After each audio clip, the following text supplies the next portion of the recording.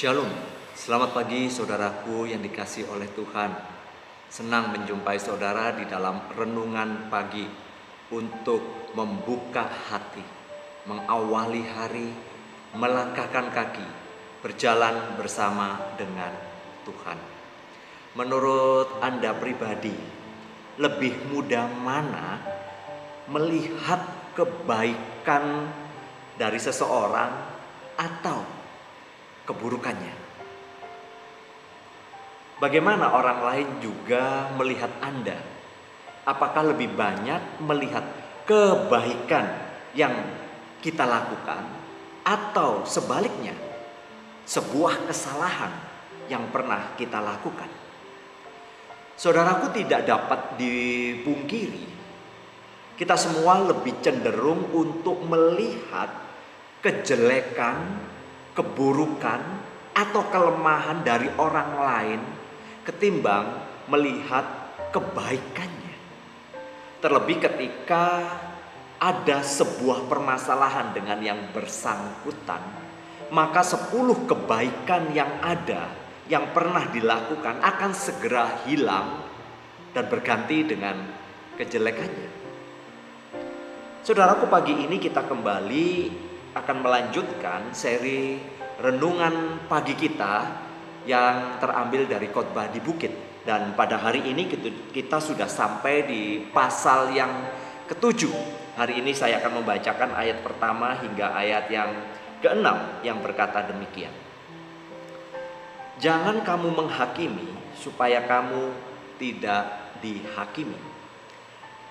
Karena dengan penghakiman yang kamu pakai untuk menghakimi, kamu akan dihakimi, dan ukuran yang kamu pakai untuk mengukur akan diukurkan kepadamu.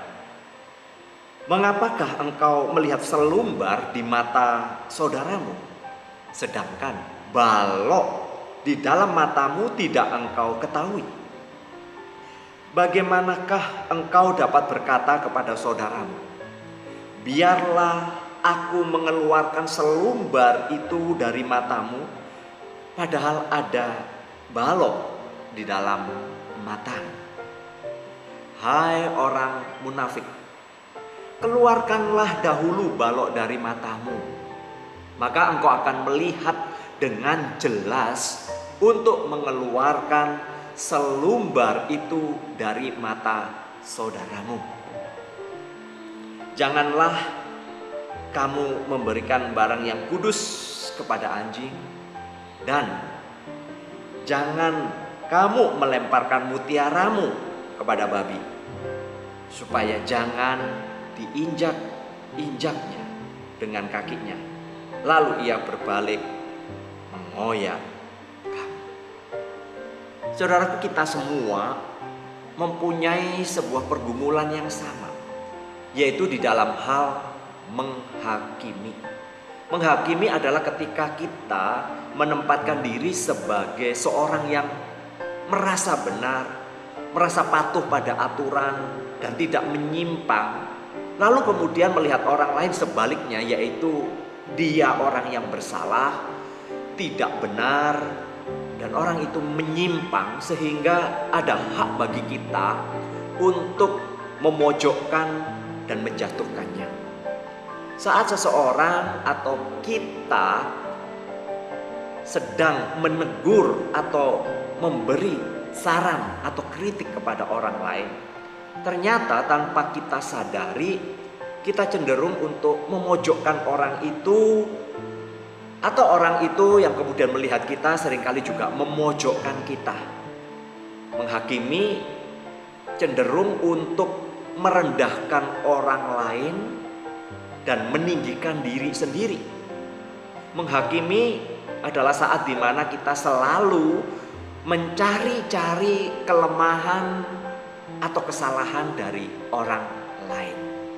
Demikian juga saat orang menghakimi kita, seringkali orang itu juga akan selalu mencari-cari kelemahan dan kesalahan kita.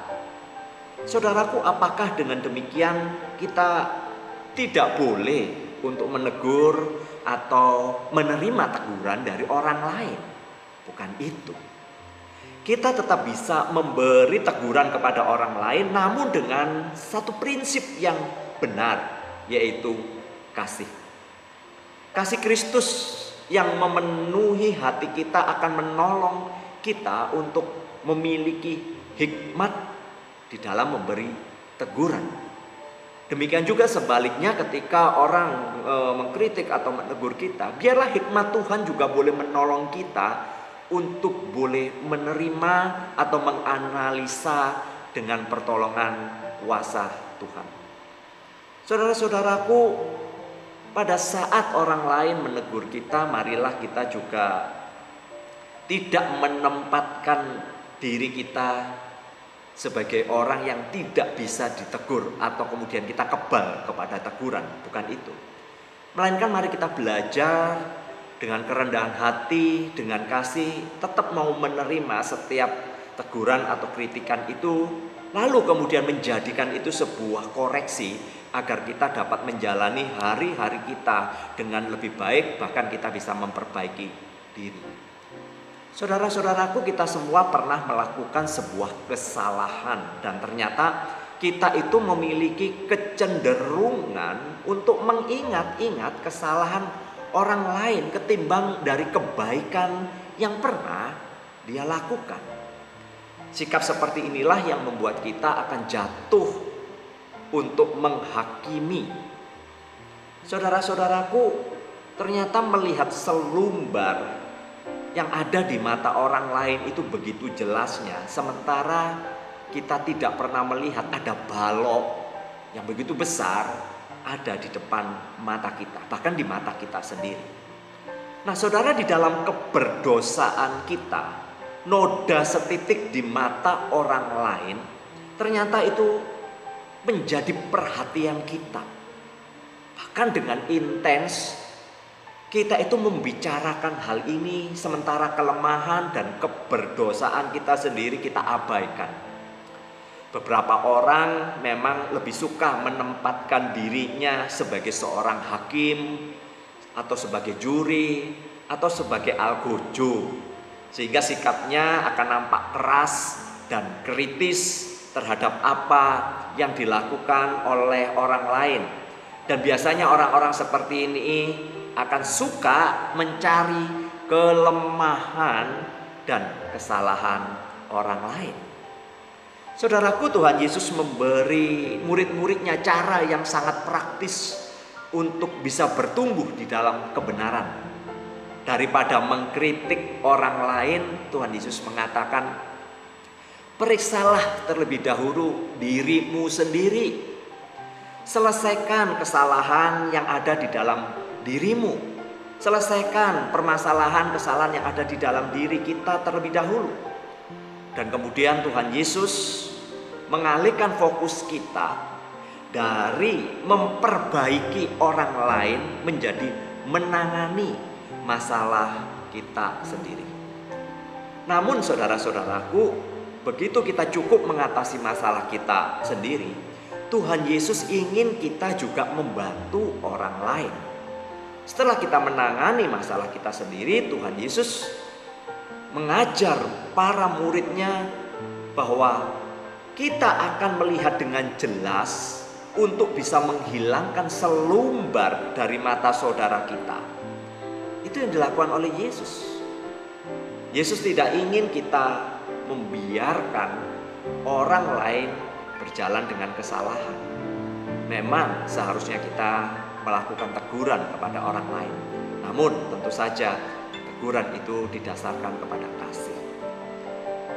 Saudara, kita ini tidak akan benar-benar bisa melihat kesalahan dengan benar sampai kita sendiri melihat dosa kita dan menyadari bahwa kita adalah sesama dengan orang lain, orang yang sedang dalam keadaan lemah, yang pernah melakukan kesalahan kepada kita. Saat kita membiarkan Tuhan menangani kita dan dosa kita, kita akan memiliki hati yang penuh dengan belas kasihan, bukan menghakimi. Kita akan melihat dengan jelas, lebih mampu untuk benar-benar membantu atau menghilangkan selumbar dari mata saudara kita. Mari saudara, kita mengawali hari ini dengan meminta pertolongan dan hikmat Tuhan agar kita tidak jatuh untuk menghakimi orang lain, apalagi memojokkan dan menjelekkan orang lain. Demikian juga saat orang lain menghakimi kita, mari kita belajar dengan kerendahan hati, tetap menyerahkan itu kepada kasih dan keadilan Tuhan. Biarlah Roh Kudus boleh menolong kita. Mari kita berdoa.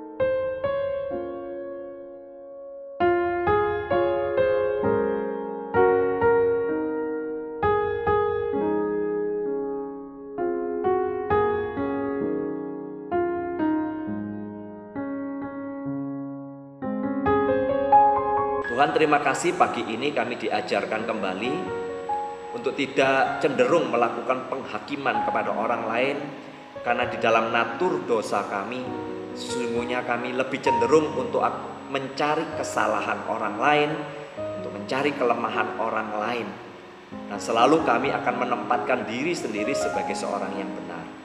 Ampuni kami kalau kami memiliki sikap demikian. Di sisi lain, ketika orang menghakimi kami, tolong kami supaya tidak emosi, supaya dengan hati yang bersandar kepada Tuhan, kami mau belajar untuk menyerahkan hal ini kepada kasih pertolongan Tuhan. Bimbing kami melalui kuasa Roh Kudus agar kami tidak tersulut emosi kami, tapi kami belajar dengan tenang menyerahkan ini ke dalam tangan kasih Tuhan. Terima kasih, berkati kami sepanjang hari ini. Dalam nama Tuhan Yesus. Mari kita belajar bersama-sama untuk tidak cepat-cepat memberikan penghakiman kepada orang lain. Demikian juga saat orang lain menghakimi kita, tidak cepat-cepat kita emosi. Mari kita belajar dengan kerendahan hati dan menyerahkan itu kepada kasih Tuhan. Berkat dari Allah Bapa, Tuhan Yesus dan Roh Kudus menyertai kita hari ini sampai selama-lamanya. Amin.